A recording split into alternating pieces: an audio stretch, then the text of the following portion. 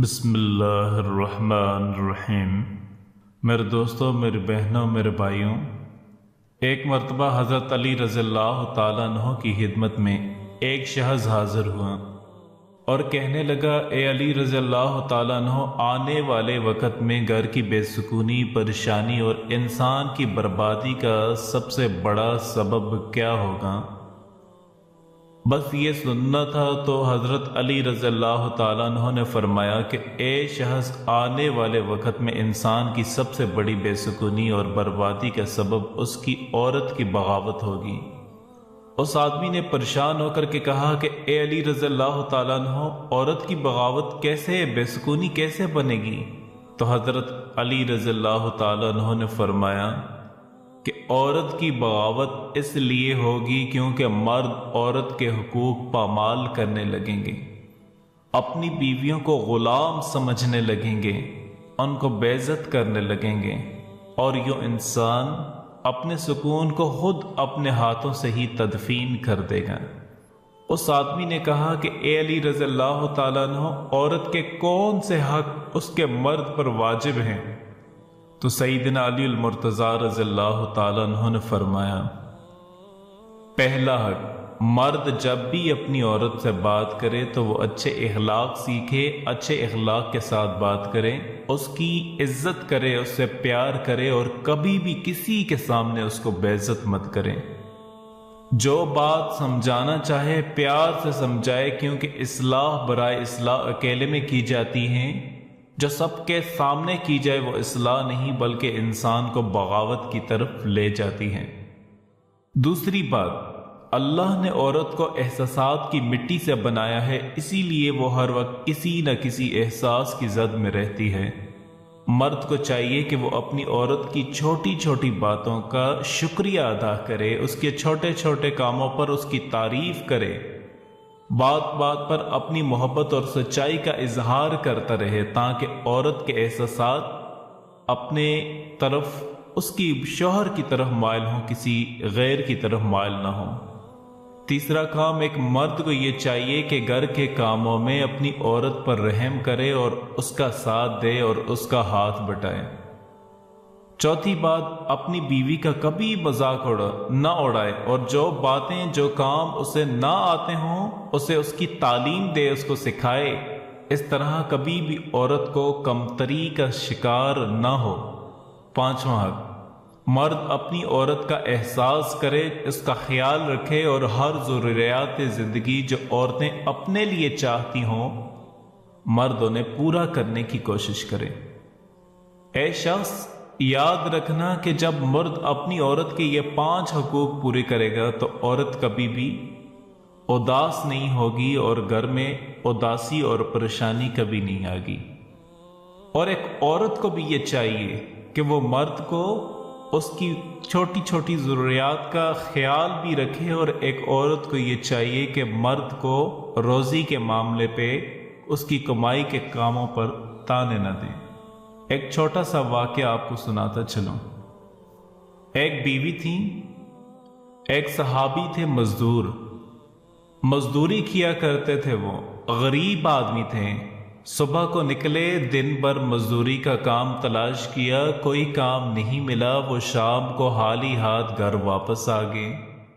گھر میں کچھ کھانے کو تھا نہیں، دونوں میاں بیوی بھوکے سو گئے۔ کہہ دینا بہت آسان ہے میرے دوستو، اللہ نہ کرے ہم پر یہ فاقہ پڑے۔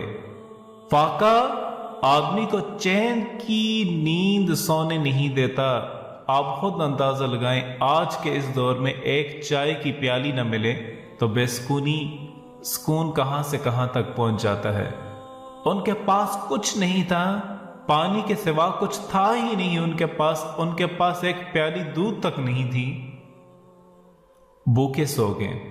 صبح کو پھر وہ نکلے، پھر بیوی نے دروازے تک آ کر سلام کر کے رخصت کیا سنت کے مطابق۔ پھر بیچاروں نے دن پر کام تلاش کیا، پھر شام کو خالی ہاتھ واپس آ گئے، پھر کچھ نہ ملا۔ پھر دونوں میاں بیوی دوسری رات بھوکے سو گئے، 2 راتیں اور 2 دن۔ اور تیسرے دن صبح بیوی نے دروازے پر رخصت کیا، وہی سنت کے مطابق مسکراتے ہوئے سلام کر کے अब शौहर निकले। जब चंद कदम शौहर चल के बाहर गए तो बीवी को कुछ याद आया। उन्होंने वापस बुलाया, कहा जरा 1 मिनट मेरी बात सुनिएगा, मैं एक बात भूल गई थी कहना। वो वापस आए। अब जब ये वापस आए तो बीवी ने क्या कहा अपने शौहर से?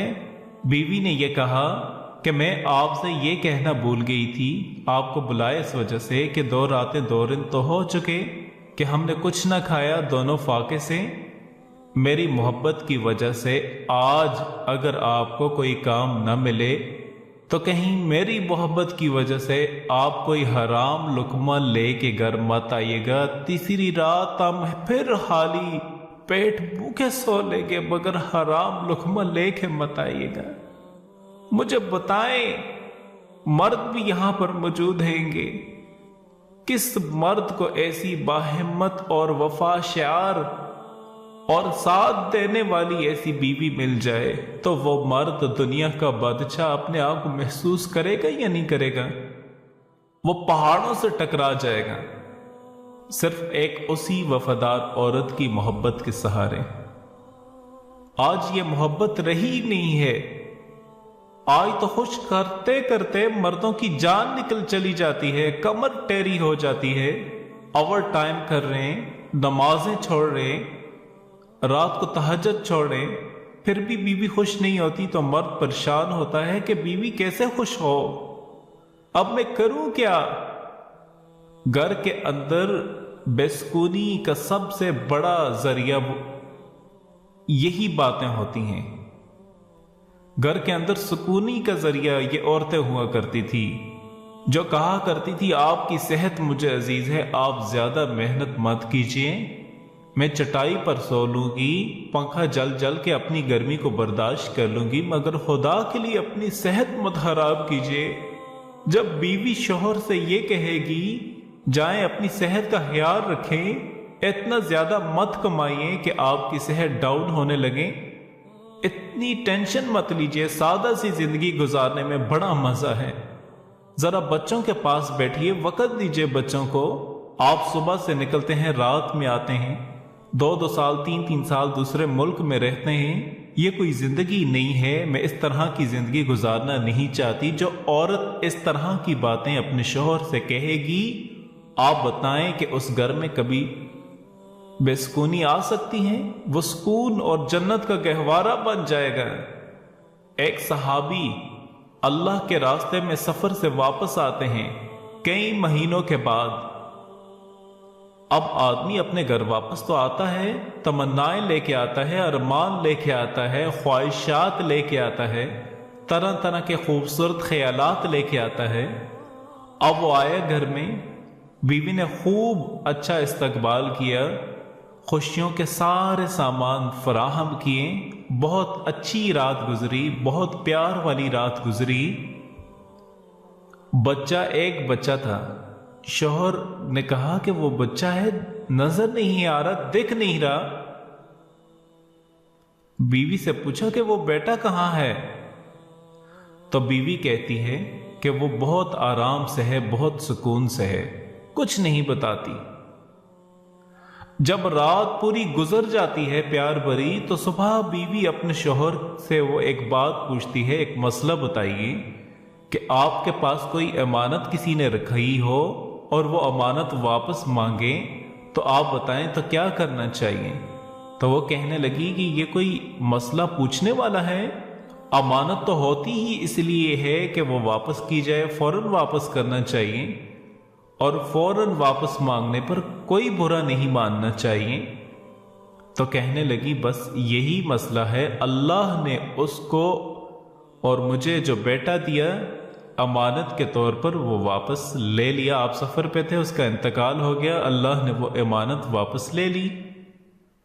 मैं रात आपको बता देती मेरे सरताज, आपकी रात खुशियों भरी न गुजरती। मेरे दिल से पूछिए कि मैंने कितना अपने दिल पे पत्थर रखा, एक मां हूं मैं, और आप आए तो बच्चे की याद नए सिरे से ताजा हुई होगी। लिपट के रोती, शिकवे करती, गिले करती, शिकवे ना भी करती तो गमज़दा ही होती। لیکن پوری رات گزر گئی اور ایک بنک نہیں لگنے دی۔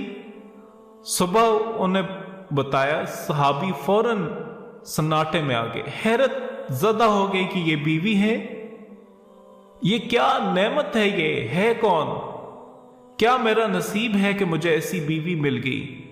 اب جب صحابہ خوش ہوتے تھے تو خوشخبری کس کو سناتے تھے؟ اپنے محبوب محمد مصطفیٰ صلی اللہ علیہ وسلم کو۔ جب پریشان ہوتے تو جا کے کس سے رونا روتے تھے؟ محمد مصطفیٰ سے۔